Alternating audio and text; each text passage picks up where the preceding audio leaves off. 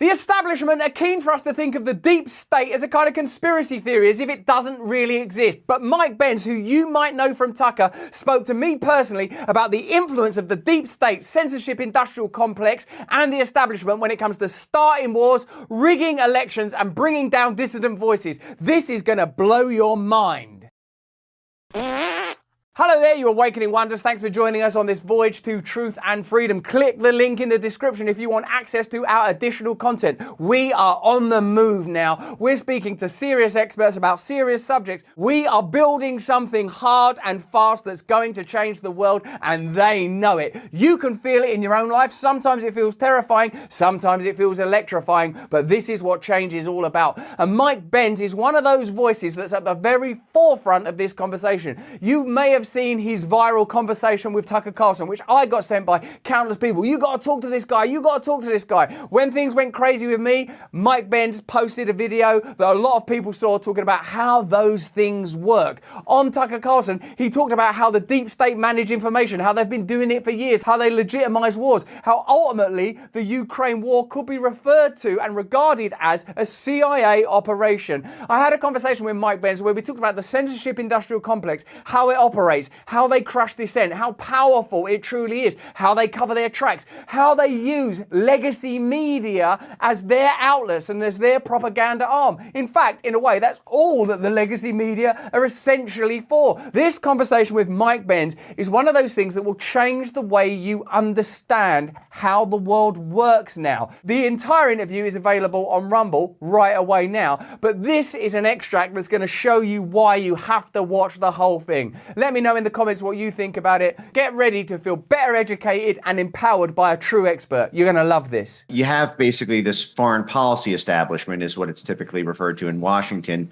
These are the elements of our national governments, both in the US and in the UK and in NATO countries, that are supposed to be foreign facing to manage, the empire, so to speak, but are supposed to be for the benefit of the citizens who live in that country.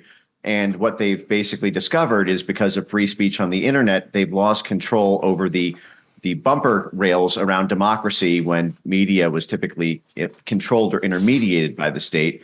And so now you basically have the foreign policy establishment against domestic populism, which is not a partisan issue.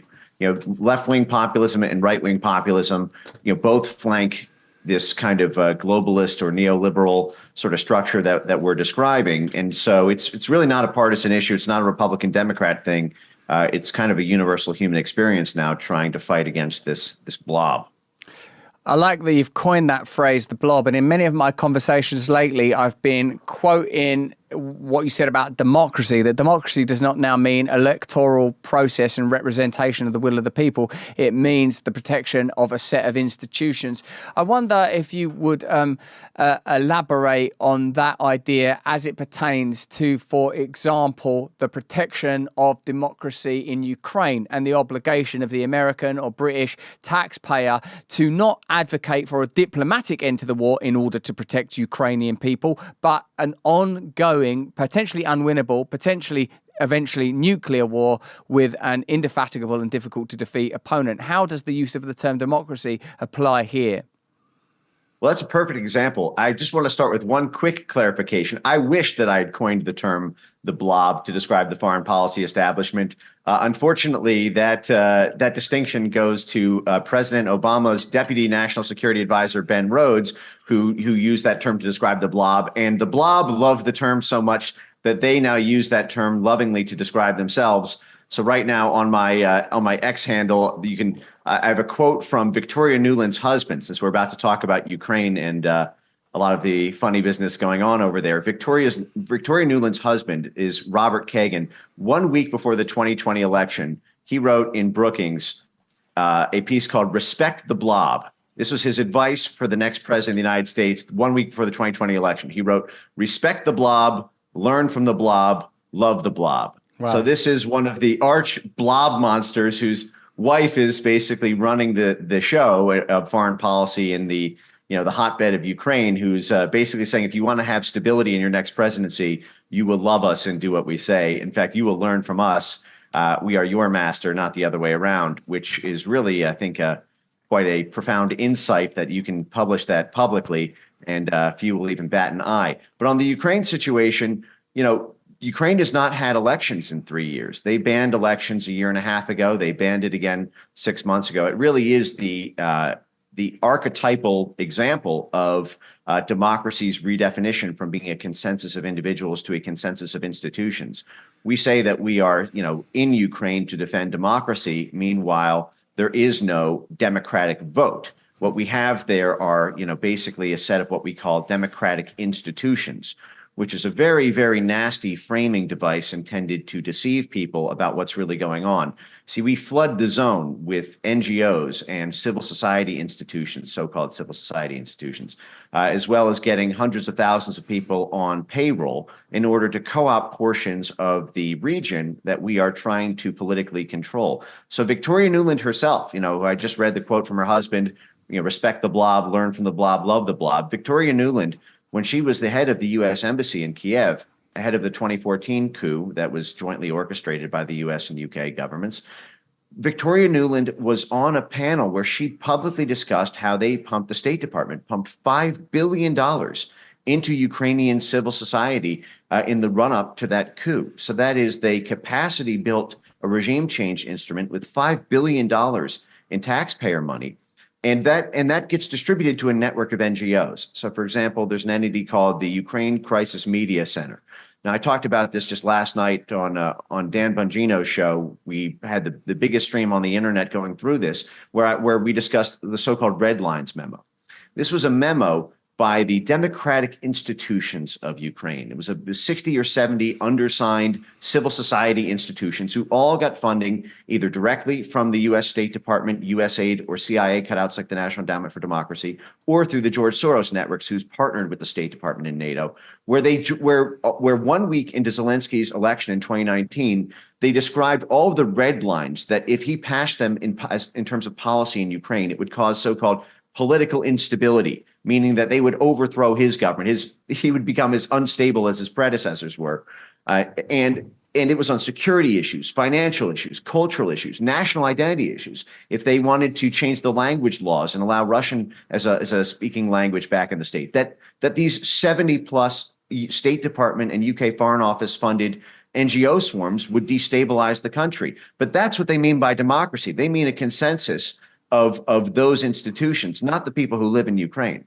I am interrupting me in order to tell you something very important. It's a message on behalf of some of our sponsors. Are you ready to delve into the realm of self-care and spill the beans on a skincare gem that's as pure as honesty itself? In today's fast-paced world, we face skepticism towards authorities, uncertainty about product origins, and hidden toxins in everyday items causing significant and chronic stress. Do you know chronic stress can fast-track aging, leaving your skin looking old and wrinkly? Studies show that prolonged stress ramps up inflammation, breaks down collagen, and messes with the skin's defenses, all leading to premature aging. Enter Charlize, the antidote to life's toxins, and my #1 toxic-free skincare pick. This luxurious skincare isn't just about appearances. It's about feeling good inside and out. This world may be toxic sometimes, but your skincare doesn't have to be. Most other skincare lines contain, I'm sorry to tell you this, cancer-causing ingredients. Not Charlize though.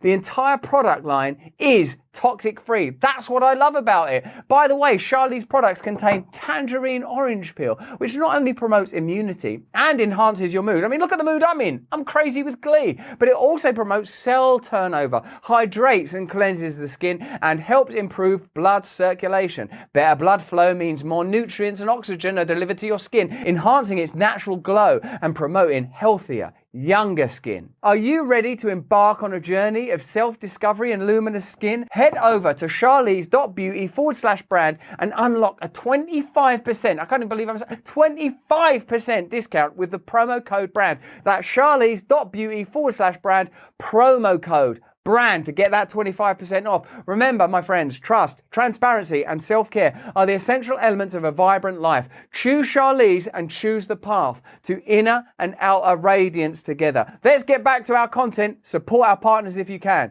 Yeah, that's extraordinary. And to learn of more of these peculiar marital partnerships, like the one described between Victoria Newland and her husband. In our country, Dame Caroline Dinenage, who's the head of our Department of Culture, who demanded successfully, actually, that YouTube demonetize me, and whose department has a lot of information on me that even Freedom of Information Act's requests have not yet fully revealed, who also is demonstrated pay groups like Logically AI as proxies to crush dissent, is similarly married to a man called Mark Lancaster. I don't know if you're familiar with this story, who operates PsyOps and formerly worked in crushing dissent or opposing foreign terrorist forces, and whose organizations have similarly been deployed against domestic populations in the same way as you've described. So whilst these institutions are what the synecdoche democracy now represents, it is a truly global phenomenon. Do you know much about Caroline Dinenage or indeed Mark Lancaster? And do you see similar themes in the USA and UK when it comes to crushing dissent, controlling public discourse? Totally similar themes. It's uncanny, actually. This is what's referred to as the transatlantic alliance. The U.S. State Department and the U.K. Foreign Office. There's almost no daylight between them. And in fact, one of the favorite tricks for U.S. citizens to be censored by the U.S. State Department or by the U.S. Pentagon, which are supposed to be foreign-facing, is for the State Department and the Pentagon to sign contracts or give grants to British censorship organizations. So almost all of the major U.S. censorship heavyweights have connections to the City of London. So, the Atlantic Council, for example, which has 7 CIA directors on its board, it's annual funding from the Pentagon, the State Department, and CIA cutouts like the National Endowment for Democracy, is London-based. You have the Center for Countering Digital Hate, London-based. You have the Institute for Strategic Dialogue, London-based. And every time these domestic censorship institutions, when you look up the chain, they are either U.S. or British intelligence, U.S. or British diplomacy, or U.S. or British, military, defense. So it's either defense, diplomacy, or intelligence. None of those are supposed to be impacting domestic citizens in either the U.S. or Britain, but they do, because the foreign policy establishment needs the money and it needs the mandate of the people who live here. So, we have a military doctrine here in the U.S. that we've observed for decades around the 4 sort of theaters of war. There's the so-called strategic, the tactical, the logistical, and the political. And these are 4 ways to win or lose a war. Basically your grand strategy, your tactics, where you're going to attack, the logistical, what kind of supplies and how you get the supply lines all lined up so that you can pull off the tactics to achieve the strategy.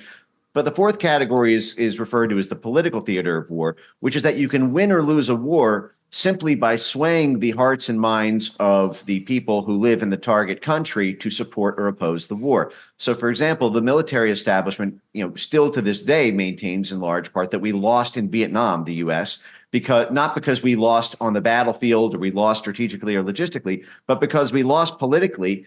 And the hearts and minds of the people who lived in the U.S. decided to defund the Vietnam War and decided to basically scale back the legal mandate for the military to operate there. And when George Bush rose to power and did, basically the Gulf Wars of the 1990s, there was that famous quote of "By God, we kicked Vietnam" syndrome. This new jurisdiction of the blob, of the foreign policy establishment, to specifically target domestic citizens to make sure that they cannot vote against the priorities of the foreign policy establishment, has completely inverted our grand conception of what democracy has meant since the French Revolution. Because what they're essentially saying is, listen, we're going to let you guys decide amongst yourselves about what kind of tax policy you want to have, or if you want a stop sign on your local street corner. But when it comes to foreign policy, the people of the homeland, are basically subjects of this foreign policy overclass. It's very similar to the way second world governments are often structured, where there's a hybrid government structure. Pakistan's a great example of this. There's a democratically elected prime minister, but there's a military and intelligence side of the government who controls all foreign policy formally. And when the prime minister attempts to change the foreign policy of the country, as Imran Khan did, they will get cooed out of office by the military. And this is essentially what we're living through right now, both in the US, in the UK, and throughout NATO. And, this is one of these things where if it's not stopped immediately, this is a cancer that will metastasize to the heart and lungs, and it's very hard to see a way out of it with another few years of maturity. To see this interview in its entirety, click the link in the description. It's a mind-blowing interview. It's educated me. It's tooled me up. This is a time to educate ourselves. Remember, you can support our content by clicking the link in the description. We do additional videos every week on subjects like displacement theory. We get on brilliant guests, and we've got some fantastic guests coming, and you can join us live for that. Sometimes we do in real life events. Become part of this movement. Join us. More important than any of that, if you can, please stay free. Hey, thanks for watching. If you want to see more uncensored content where free speech can flourish, join our live stream. Click the link right here to watch the next video if you want to, or become a member of a growing movement. Download the Rumble app and you'll be informed every time we make a new piece of content. Stay free.